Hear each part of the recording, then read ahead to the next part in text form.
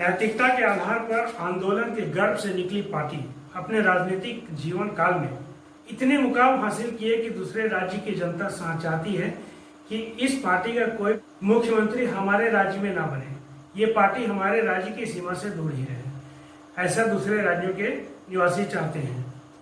और दिल्ली के निवासी ने भी यही सोचा कि अब इसे बाहर का रास्ता दिखाया जाए, लेकिन इनके प्रवक्ता अलग ही दुनिया में रहते हैं, अलग ही बातें करते हैं।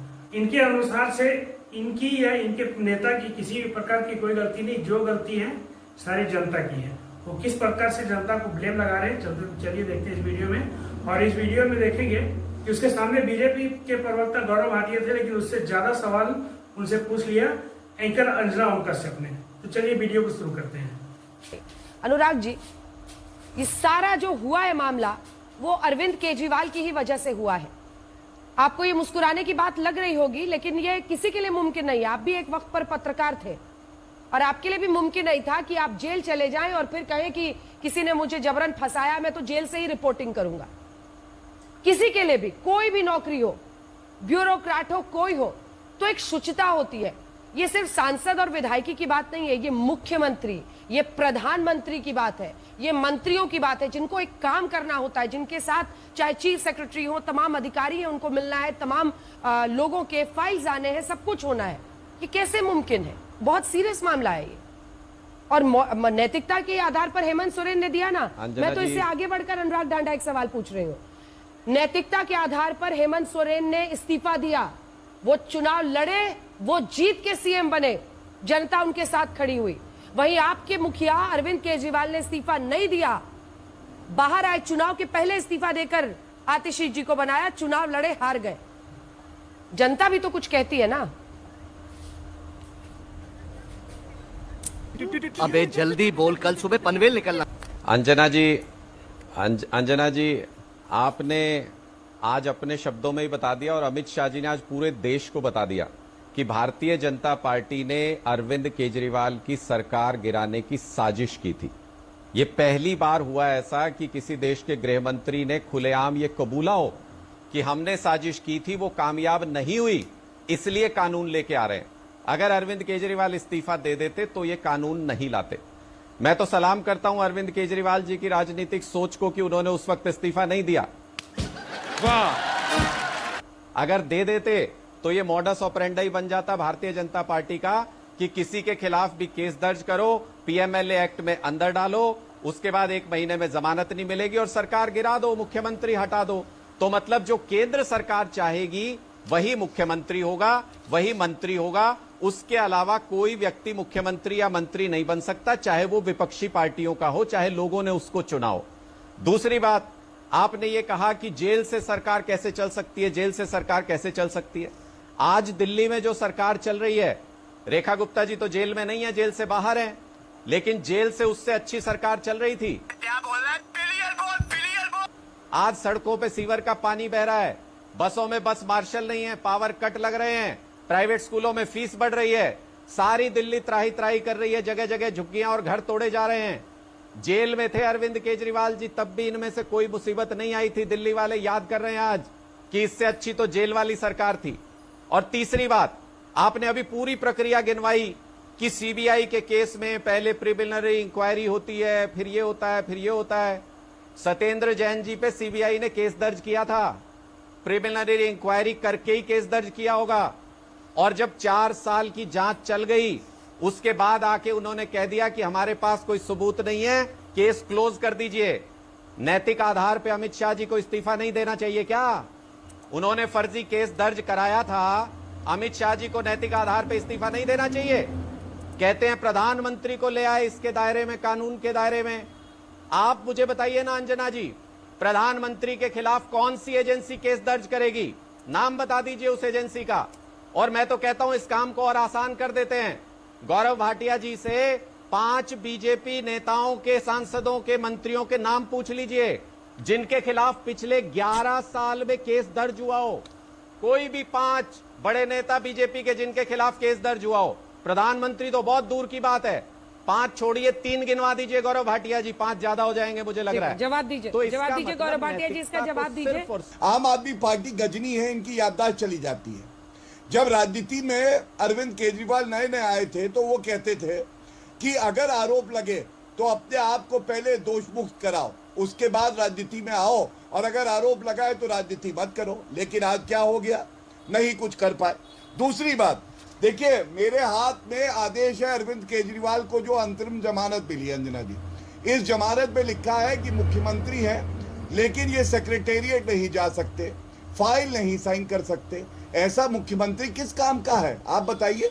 और अरविंद केजरीवाल ने कहा जब अंतरिम जमानत में बाहर आए अंजना जी, जनता तय करेगी और बताएगी कि मैं ईमानदार हूं कि नहीं। अगर ईमानदार हूं तो वोट करेगी, नहीं हूं तो नहीं करेगी। हमने देखा 2024 में 7 सीटें दिल्ली में हार गए और उसके बाद विधानसभा चुनाव भी हार गए। जनता ने बता दिया कट्टर बेईमान पापी आपका कन्वीनर अरविंद केजरीवाल भ्रष्टाचारी है। प्रसादाय नमः, पैसाय नमः, रुपयाय नमः। अब इन्होंने जो मुझसे सवाल किया वो सत्येंद्र उंगलियां गिनती है, सत्येंद्र उतने महीने ही रहा है। जितनी उंगलियां आप दिखा रहे हैं ना, उतने महीने अरविंद केजरीवाल रहे हैं। डांडा जी होमवर्क नहीं करके आते हैं, मैं बता दूं। इन्होंने मुझसे कहा आप पहले 5 नाम बताइए, 5 नाम भाजपा के नेताओं के जहां पे केस चल रहा हो या दर्ज किया हो। मैं कहना चाहता हूं आप एक केस बताइए, चुनौती, मैं तो उत्तर दूंगा ही। एक केस बताइए जहां पे केस हमारी एजेंसी ने किसी ने बंद किया हो या सरकार ने निर्देश दिया हो, बंद हुआ हो किसी भाजपा नेता के खिलाफ।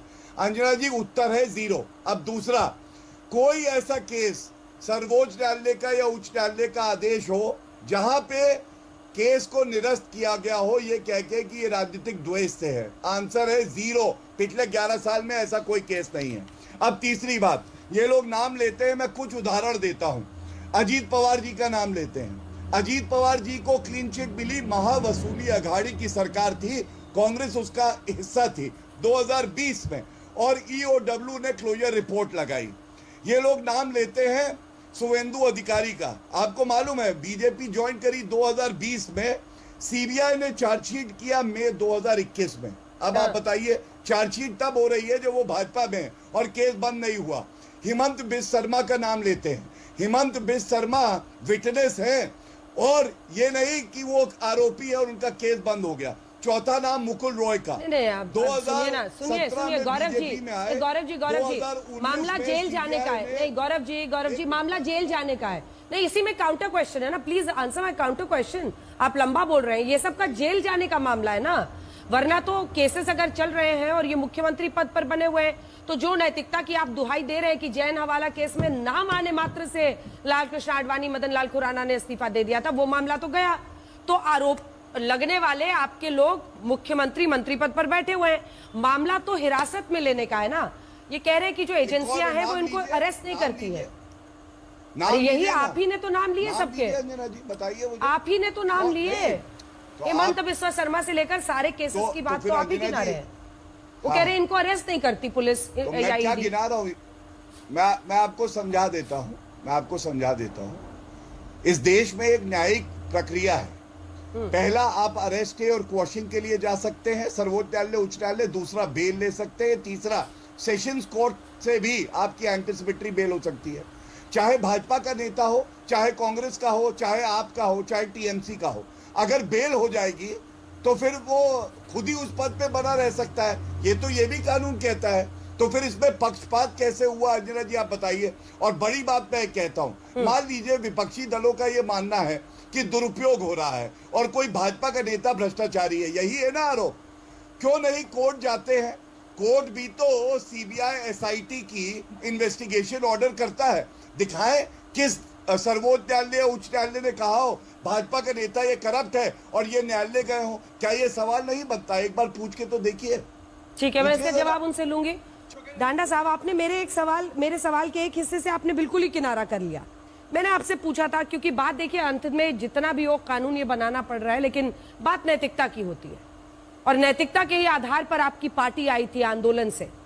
अब ऐसे में आप देखिए कि हेमंत सोरेन, इस बात से कौन इनकार कर सकता है कि उन्होंने रिजाइन किया और जनता ने उनको वापस चुनकर भेजा। बीजेपी ने पूरी ताकत इस बार झोंकी थी, लेकिन हेमंत सोरेन सीएम बने।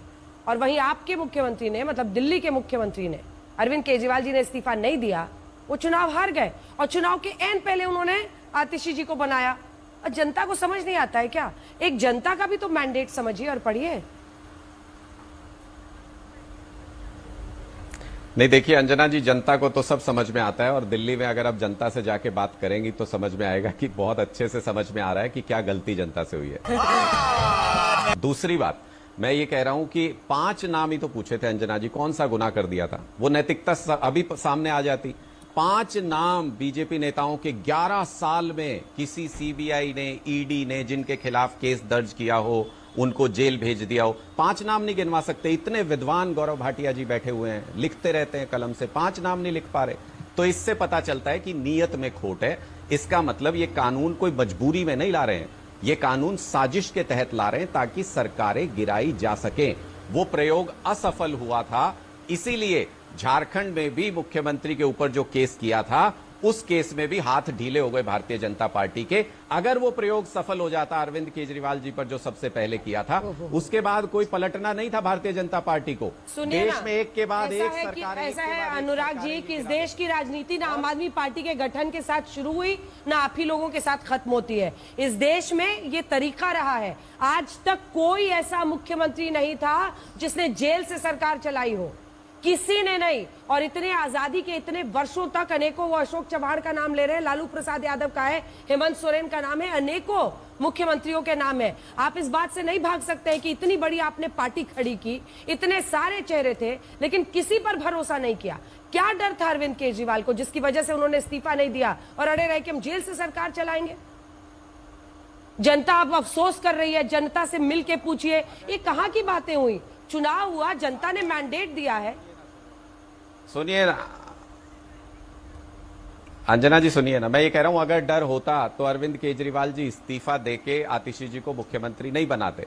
अरविंद केजरीवाल जी को कोई डर नहीं था, लेकिन स्वेच्छा से नैतिकता के आधार पर इस्तीफा देना और जेल में डाल के किसी को साजिश करके जबरदस्ती इस्तीफा दिलवाना, ये 2 अलग बातें हैं अंजना जी, इसको भी समझना पड़ेगा। आपने कहा इससे पहले का कोई मुख्यमंत्री बताइए, आप मुझे एक मुख्यमंत्री का नाम बताइए जिसको पीएमएलए एक्ट के तहत गिरफ्तार किया गया हो इससे पहले, जिसमें जमानत नहीं मिल सकती 1 महीने के अंदर। एक मुख्यमंत्री पूरे इतिहास में, भारत में एक मुख्यमंत्री का नाम बताइए जो पीएमएलए जैसे एक्ट में गिरफ्तार जिसको किया गया हो, जेल के अंदर डाला गया हो। कोई नहीं था ऐसा, ऐसा इतिहास में हुआ नहीं। दे दूं। जब ऐसी आवश्यकता पड़ी नहीं तो आविष्कार हुआ नहीं। जब ऐसा हुआ तो उसके बाद यह निर्णय लिया गया कि ये तो सरकार गिराने की साजिश है, ये तो झूठा फर्जी केस दर्ज किया गया है। और सत्येंद्र जैन जी वाला उदाहरण है सामने। आपने चूंकि ये पूछा तो मैं आपको बता देती हूँ, जो ईडी ने अरेस्ट किया हेमंत सोरेन को, उन्होंने भी पीएमएलए एक्ट के तहत ही अरेस्ट किया था हेमंत सोरेन को। उन्होंने इस्तीफा दिया ना, एक्ट देके इस्तीफा होगा। अरे बाद में इनकी सरकार से पहले पूछ रहा हूँ, इनकी सरकार किया ना, उन्होंने इस्तीफा दिया ना। उनको लगा ना कि चंपई सोरेन है, पार्टी है, ये मेरी अपनी लिमिटेड प्राइवेट कंपनी नहीं है कि मैं जेल से भी चलाऊंगा। उन्होंने इस्तीफा दिया ना, चंपई सोरेन को बनाया, वापस आए, फिर से सीएम बने।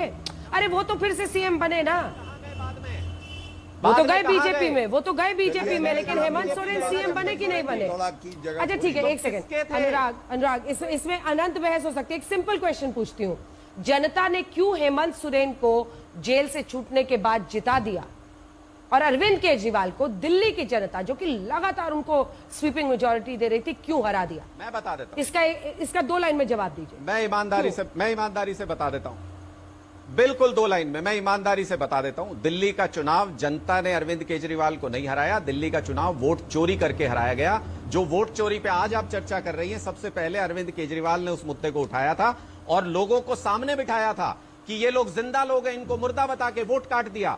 एमपीज की कोठी में 40-40 वोट बन रहे हैं। सारा वोट चोरी का जो पंजाब में वोट चोरी नहीं हुआ, पंजाब में वोट चोरी नहीं हुआ, दिल्ली में वोट चोरी हो गया। जहां आप जीतते हैं वहां वोट चोरी नहीं होता है, जहां पर हारते हैं, पंजाब में वोट चोरी नहीं हुआ, वहां पर नहीं वोट चोरी कर पाए, दिल्ली में वोट चोरी हो गया। गौरव भाटिया, जल्दी से एक रिएक्शन। देखिए, आम आदमी पार्टी के लिए तो जनता ये कह रही है, पहले खेल, फिर रहे 6 महीने जेल और बाद में मिली कंडीशनल बेल। मैं दोनों पार्टियों की, आम आदमी पार्टी और बीजेपी के मुख्य नजरियों को निकाला हूँ और उसका 4 पॉइंट बनाया हूँ। चलिए देखते हैं इनके नजरियों को। सबसे पहले आम आदमी पार्टी के देखते हैं। स्वच्छता का दावा, विधेयक की आवश्यकता बताई गई लेकिन एजेंसियों के दुरुपयोग की आशंका जताई गई। ये आम आदमी पार्टी का नजरिया है, पहला नजरिया। और दूसरा नजरिया है करणीय सुविधा नहीं सतर्कता जरूरी है। विधेयक को पॉजिटिव मानते हुए लोकतांत्रिक सीमाओं को बनाए रखने पर जोर दिया है। तीसरा जो नजरिया है राजनीतिक हथियार का उपयोग, इसे विपक्ष खासतौर से आम आदमी पार्टी को कमजोर करने वाला उपकरण बताया गया। और चौथा है जवाबदेही की मांग। सवाल उठाया गया कि जो नेता भ्रष्टों को संरक्षण देते हैं उन पर कार्रवाई क्यों नहीं होती। आम आदमी पार्टी के इस नजरिए से मैं सहमत हूँ, क्योंकि बीजेपी अभी वास्तव में एक ऐसी पार्टी बन गई कि दूसरे दल के नेता आकर के इसमें समाते चले जाते हैं और ये अपने द्वार खुले रहते हैं। थोड़ा सा इसमें परहेज रखना चाहिए कुछ विशेष नेताओं के लिए जो काफी ज्यादा भ्रष्ट हो। अब आइए देखते हैं बीजेपी का नजरिया। बोलता है ईमानदारी और जवाबदेही, बिना परिचालन बाधा के सशक्त नेतृत्व के लिए यह आवश्यक है। बात सही है। परंपरागत समर्पण का उल्लंघन, जेल से सरकार चलाना एक अपवाद था, विधेयक इसे रोकने का प्रयास है। ये तो बिल्कुल भी नहीं होना चाहिए था कि जेल से सरकार चले। विरोधियों की रणनीति, विपक्ष इसका विरोध कर रहा है क्योंकि उन्हें तकलीफ है, इसे ध्यान भटकाने की कोशिश बताया गया। और चौथा नैतिक आधार का सवाल, विपक्ष की आलोचना को दोहरापन व विरोधाभास बताया गया। ये आम आदमी की पार्टी की नजरिया और ये बीजेपी की नजरिया। और आपकी नजरिया आप कमेंट बॉक्स में लिखेंगे, वीडियो को लाइक करेंगे, दोस्तों को शेयर करेंगे, प्लीज चैनल को सब्सक्राइब कर देंगे। मिलते हैं फिर से नई वीडियो में एक नए मुद्दे के साथ, एक नए डिबेट के साथ लेते हैं आपसे मिला। धन्यवाद।